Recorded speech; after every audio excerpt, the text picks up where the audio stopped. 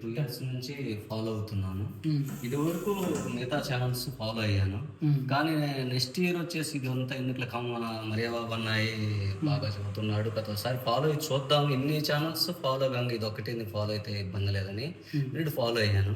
నిరుడు మార్కెట్ అంతా డౌన్ అయినా గూడా ప్రెజెంట్ వచ్చేసి నేను 6 ఎకరాలు ఏస్తాను మిర్చి వచ్చేసి. నేడు 6 ఎకరాల మీద కూడా 1,80,000 పెట్టుబడి వచ్చింది. ఓన్లీ పిండి కట్టలు, నీళ్ళ మందులు 2 కంబైనింగ్ మీద 1,80,000 వచ్చింది.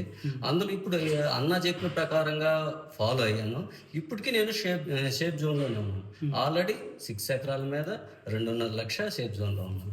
అన్ని ఖర్చులు పోను కూడా అంటే వేరే సీడ్ వేసాను ఇది వరకు. కానీ అన్న చెప్పిన మందులు ఫాలో అవ్వడం వల్ల సేఫ్ జోన్‌లోనే నేను ఉన్నాను. ఈ సంవత్సరం కూడా 6 ఎకరాలు వేయాలని ధీమాలో ఉన్నాను. అనుకుంటున్నారు. అందులో ఇప్పుడు మనకి 3 ఎకరాలకి B9 ఒకటి, వేద 99, ఫామ్ టెక్ 1516 ఇచ్చానండి. మన షెడ్యూల్ నచ్చి తక్కువలోనే అన్నగారు సేఫ్ జోన్లో ఉన్నారు. నేను నా మొదటి నుంచి ఇదేనండి, ప్రతి రైతు సేఫ్ జోన్లో ఉండాలి. అంటే ఇప్పుడు కొన్ని హ్యూమిక్ బేస్లు ఉన్నాయి, సాయిల్ అప్లికేషన్స్ ఉన్నాయి, అవి విరివిగా టాప్ రేట్లు ఉంటాయి. సో అవి వాడకూడదు.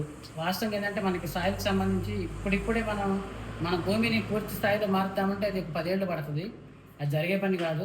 సో ఎప్పటికప్పుడు మనం తీసుకుంటూ ముందుకెళ్తూ, ప్లస్ మనకి నేలని సారవంతం చేయాలంటే పశువుల ఎరువు, పచ్చిరొట్ట పైర్లు, అలాగే ఇన్స్టెంట్గా మనం ఫెర్టిలైజర్స్ మనం ఇస్తూ ఉండాలి.